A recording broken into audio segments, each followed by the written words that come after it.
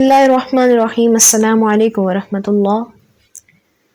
Doctor اسرار احمد ایک مشہور مفکر قرآن اور مذہبی اسکالر تھے جنہیں اس دنیا سے گئے ہوئے کئی سال گزر چکے ہیں، لیکن جب تک وہ زندہ تھے تو اس بات سے بخوبی آگاہ تھے کہ حماس اور اسرائیل کے بیچ ایک بہت بڑی جنگ ہوگی جو کہ ایک عالمی جنگ کی شکل اختیار کر لے گی۔ ان کی بیان کردہ پیشگوئیاں آج ہمیں ایک ایک کر کے پوری ہوتے نظر آ رہی ہیں۔ انہوں نے آنے والے 100 سال کے بارے میں پیشگوئیاں اپنے مختلف بیانات میں ریکارڈ کروائی تھیں، جن میں سے بیشتر ہمیں اسرائیل اور فلسطین جنگ کے دوران پوری ہوتے دکھائی دے رہی ہیں۔ یقیناً آپ سوچ رہے ہوں گے کہ ڈاکٹر اسرار احمد کو موجودہ عالمی حالات کے بارے میں کیسے آگاہی حاصل تھی اور ڈاکٹر اسرار احمد نے کن علوم کی بنا پر یہ پیشگوئیاں کی، اور ان میں سے کون سی پیشگوئیاں پوری ہو چکی ہیں۔ ناظرین گرامی، اسرائیل اور فلسطین کے درمیان ہونے والی جنگ کے بارے میں ڈاکٹر اسرار احمد کے کہنے کے مطابق یہ ایک عالمی جنگ کی شکل اختیار کر لے گی، ایک ایسی عالمی جنگ جس کا اسرائیل کو 2000 سال سے انتظار تھا اور وہ اس جنگ کی تیاریوں میں لگا ہوا تھا۔ اس نے اس جنگ کے پیش نظر اپنے آپ کو ملٹری ٹیکنالوجی اور IT کے شعبے میں بے انتہا مضبوط، ترقی یافتہ اور خود کفیل بنانے کی کوششیں کی، اور وہ ان کوششوں میں کامیاب بھی ہو چکا۔ یہ جنگ حق و باطل کی آخری جنگ ہوگی جس کا ذکر مسلمانوں کی صحیح احادیث، عیسائیوں کی انجیل اور یہودیوں کی تورات میں بھی ملتا ہے۔ ڈاکٹر اسرار احمد کا کہنا تھا کہ ہرمجدون یا آرمگیڈن ہی وہ جنگ ہے جس کے بارے میں نبی کریم صلی اللہ علیہ وآلہ وسلم نے فرمایا کہ یہ جنگ اتنی خون ریز ہوگی کہ اگر کسی شخص کے 100 بیٹے ہوں گے تو اس کے 99 بیٹے اس جنگ میں قتل ہو جائیں گے۔ اس جنگ میں ایک طرف مسلمان ہوں گے تو دوسری طرف یہودی اور منافق مسلمان ہوں گے۔ ڈاکٹر اسرار احمد کے بیان کے مطابق ہم نے اپنی آنکھوں سے دیکھ لیا ہے کہ اس جنگ کی ابتدا میں یہ پیشگوئیاں پوری ہونا شروع ہوئیں، کیونکہ ڈاکٹر اسرار احمد کی بیان کردہ پیشگوئیاں ان کی خود ساختہ یا کسی انگلش لٹریچر یا مذہبی اسکالرز کی کتابوں سے نہیں لی گئی تھیں، بلکہ ان کی پیشگوئیاں قرآن اور حدیث سے بیان کردہ تھیں جو قیامت تک کے لیے اٹل ہے۔ ڈاکٹر اسرار احمد کا کہنا تھا کہ اس جنگ کے پیش نظر میں اسرائیل بیت المقدس کو شہید کرنا چاہتا ہے، اور آپ کو یہ جان کر انتہائی حیرت ہوگی کہ اس جنگ سے پہلے اسرائیل بیت المقدس کو شہید کر کے اس کی جگہ ٹیمپل بنانے کی مکمل تیاری کر چکا ہے، اور تمام بڑی طاقتیں اس کے ساتھ ہیں۔ یروشلم مسلمانوں کے لیے ایک طرف تو اس لیے اہم ہے کیونکہ اس میں مسلمانوں کا قبلہ اول بیت المقدس ہے، تو دوسری طرف قیامت آنے سے پہلے ہونے والے بے شمار واقعات کا تعلق بھی اسی شہر سے ہے۔ یہودیوں کا ماننا ہے کہ بیت المقدس ان کی عبادت گاہ ہے اور یروشلم ان کا مذہبی شہر ہے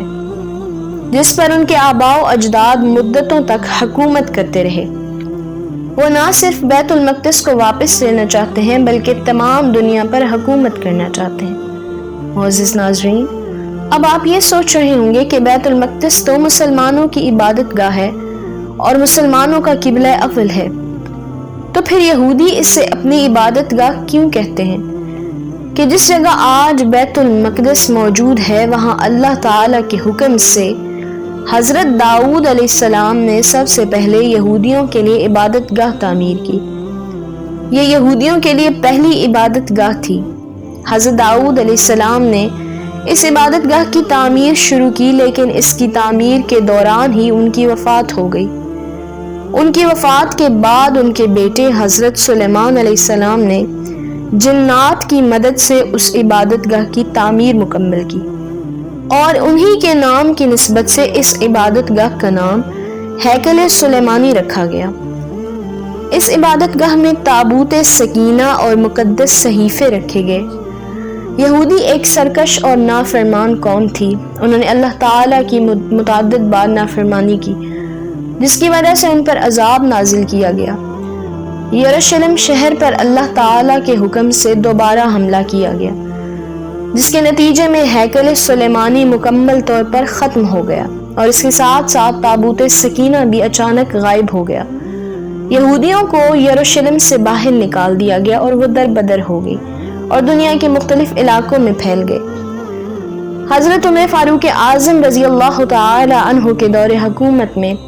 جب یروشلم کو فتح کیا گیا تو انہوں نے یہاں دوبارہ بیت المقدس کی تعمیر کی